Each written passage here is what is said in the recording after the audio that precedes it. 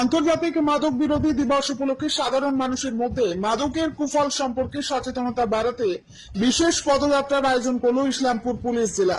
শুক্রবার ইসলামপুর থানা থেকে শুরু হওয়া এই সচেতনতামূলক পদযাত্রা রাজ্য সড়ক ধরে ইসলামপুর বাস টার্মিনাস পর্যন্ত অতিক্রম করে।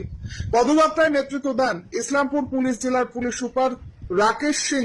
এছাড়াও উপস্থিত ছিলেন অতিরিক্ত পুলিশ সুপার ডেন্ডুপ সেপা, ডিএসপি সোম শুভ্র কাপড়ি, ইসলামপুর থানার আইসি সহ পুলিশ জেলার একাধিক আধিকারিক।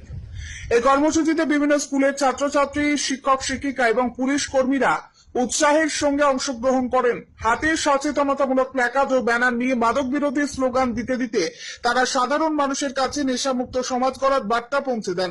পুলিশ প্রশাসনের পক্ষ থেকে জানানো হয়, যুব সমাজকে মাদকের করাল গ্রাস থেকে রক্ষা করা এবং একটি সুস্থ, নিরাপদ, মাদক মুক্ত সমাজ গড়ে তোলার লক্ষ্যেই এই উদ্যোগ। ভবিষ্যতেও মাদক বিরোধী প্রচার ও সচেতনতা বৃদ্ধির লক্ষ্যে বিভিন্ন কর্মসূচি গ্রহণ করা হবে বলেও জানানো হয়েছে। উত্তর দিনাজপুর থেকে শুভঙ্কর আচার্য রিপোর্ট।